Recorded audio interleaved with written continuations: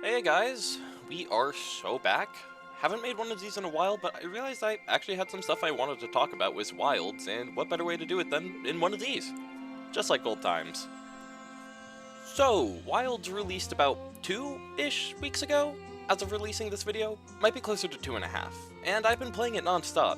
It's actually shaping to be my first 100% in the Monhunt too, since I'm currently sitting on around 44 out of 50 achievements as of writing this, and I'm still pushing for more of them. Is it my favorite Monster Hunter? I don't think so, but I do think it's one of the most fun, though that might be because it's the newest. Regardless, I've been playing a lot of Wilds, and it's been great. I'm lucky enough to not have a lot of performance issues, so I've been able to really enjoy the game. That said, it's not perfect. Far from it, in fact. If I were to rank it against World and Rise, base game and expansion as separate entries, I'd put it above base Rise, but below all the other releases. But the gap between the games are pretty small. I still think Wilds is amazing and a really good base game. However, I don't want to judge it until it's had a bit more time to sit.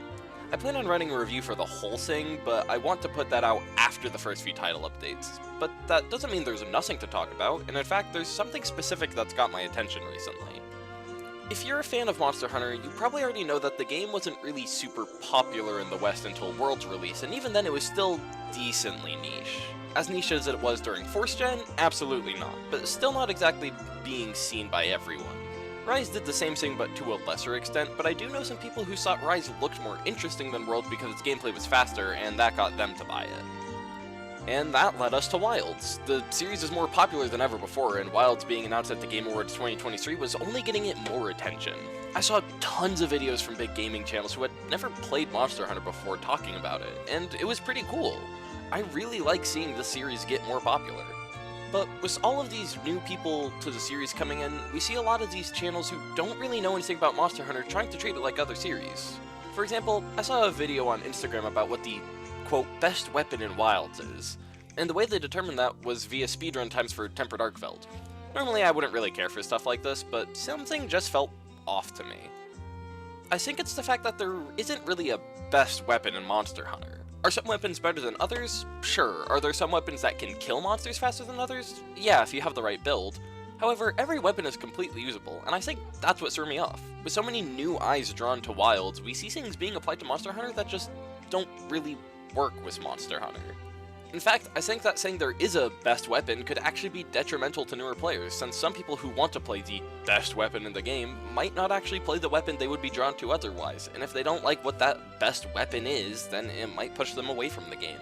Now, I want to make it clear that I don't blame the person who made the video. I've gone out of my way to not name them purely because I don't want any hate being sent towards them, since they're literally just doing their job. These content creators are a huge reason that Wilds is so popular, and that's great. But because Wilds is their first Monster Hunter, they try to apply ideas that just don't translate that well. And I think that might be where the core of what bugged me was. It feels like many people are going into Wilds with the wrong expectation of what Monster Hunter is. It's the same reason that the health bar debate is back and stronger than ever. Monster Hunter doesn't need a health bar. It's been finding ways to tell you the monster is dying through other means for years. But because many other RPGs have health bars, people think Monster Hunter needs one too. But if we haven't needed a health bar since the PS2 games, I don't think we need one now. I probably accidentally restated the same point over and over again, but I think you get the idea. Monster Hunter might have become too mainstream too quickly, and that's not really a bad thing, but it does have some effects on newer players to the series. There's also been a lot of discussion about the difficulty of the game, or the story, or the fact it might not be a 100% finished. I'd say it's probably around 90%, 95%. I don't know, I'm pretty bad with these things. So, to sum it up, Wilds is really popular, and that has resulted in gaming content creators talking about the game without fully understanding how the game works. This isn't necessarily a bad thing, but information being applied poorly to new audiences can create a misunderstanding of some aspects. In this case, it was a best weapon, which, in case you're wondering, currently Insect Glaive and Chargeblade have the fastest times on Tempered Arkfeld, according to the video I saw, though I wouldn't be surprised if other weapons catch up to their times very quickly. Now, I know I said I'd review Wilds later, but I do still want to talk about some parts of the game I just really like right now. I already have 90 hours in it, and it's shaping up to be one of my favorite Monster Hunters. My favorite? No, but probably up there. For one, I think the gameplay is really good. Don't get me wrong, I like the older tank controls of Monster Hunter. I think they have a bit of a endearing charm to them. But it's a lot harder to get newer people into the series because of that, but when they see Wild's gameplay, It looks fast, it looks fluid, it looks clean, it's good. And actually playing it, it feels that way too. Very, very good. I initially was going to go through the story with a multitude of weapons, but I accidentally used Switch Axe for all but 2 hunts because I just thought it felt that good to play. And as I kept going, I kept figuring out more stuff I could do that only made it feel better. Now, I have gone to play other weapons now. I've played a lot of dual blades, a bit of a lot of insect glaive, a bit of charge blade, bow, great sword, long sword. I'm dabbling in a lot, and I haven't even tried every weapon yet that I want to, but the game feels so good. I think that focus strikes are strong, yes, but they are pretty satisfying to pull off, especially on weapons like insect glaive or longsword, where you get a not insignificant amount of resource off of it.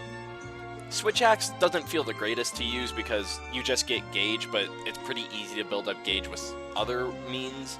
And then dual blades, if the monster's long enough, that's pure bliss right there. Have you ever done a dual blades focus strike down a Jindahad? If it lines itself up right, ooh, it is heavenly. I also thought the story itself was actually really good. I think it's probably the best story we've gotten in a Monster Hunter game so far. It feels very rooted in reality almost, but in Monster Hunter's reality. If you accept that it's a little different, then you can accept that what they do give us, they give a lot of depth for. I like how we learn more about the handlers and how they actually have other jobs besides just giving us quests. I like how we delve more into what it's like to actually receive guild authorization for quests. I like the whole thing with, spoilers for high rank here, I'll give it just a second. Gormagala? I thought that was really cool how they explained everything and how we learn more than we did in 4 Ultimate because we have the same characters like Fabius and Gemma growing up to continue what they learned then. It's just really cool to see Monster Hunter have a story that feels maybe not like the most realistic or the best story in the world, but to have a story that is just kind of uniquely Monster Hunter. Is the story itself unique? No, but I feel like a lot of the aspects surrounding it are, and that's really what got my charm. Not to mention that I think having Wilds be such a newcomer-friendly entry, and then having a more involved story that does a really good job of walking you through the whole world and the game itself, I think that was a really good idea on Capcom's part in order to kind of ease new players into it, because I've talked to people who have tried old school Monster Hunter and just don't like it, and part of it is that they take a long time to get going. Not everyone wants to sit through mushroom gathering quests, and I don't blame them.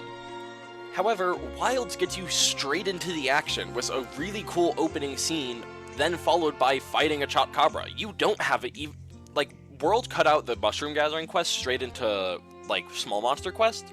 Wilds cuts out the small monster quest and just says, fight the monsters, that's why you're here. I also remember reading a lot of articles from the devs about different things, and I remember specifically focusing on how a lot of the first few monsters are actually meant to kind of be tutorials without giving you tutorials. And I think they pulled that off really well. Chotcabra is a great intro to reading monster attacks and getting used to your weapon, and then I believe it's followed up with Quamatrice, which is a fun introduction to status elements, because it can inflict fire.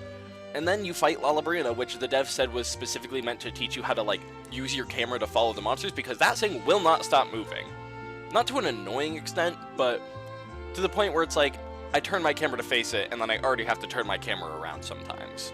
And then, I don't remember exactly what it was, but I think they said Doshaguma was a lot about wounds, because duh, but also specifically about monsters having unique mechanics, because it was the first one to really have something unique when it gets enraged. In this case, it reopens a lot of the wounds.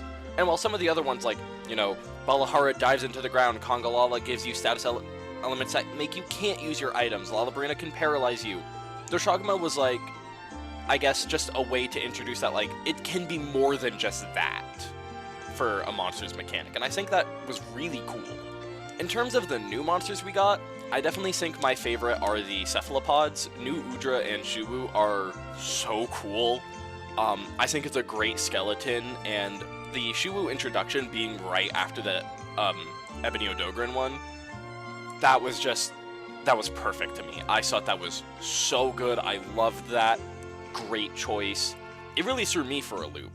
But anyways, I think I've spent more of this video talking about what I like about Wilds than talking about the other thing I originally made this video for, so I'm gonna have to cut it off here. It ended up being a lot I wanted to say outside of my review, but I figured I could bring it up anyways. I really like this game, so, you know.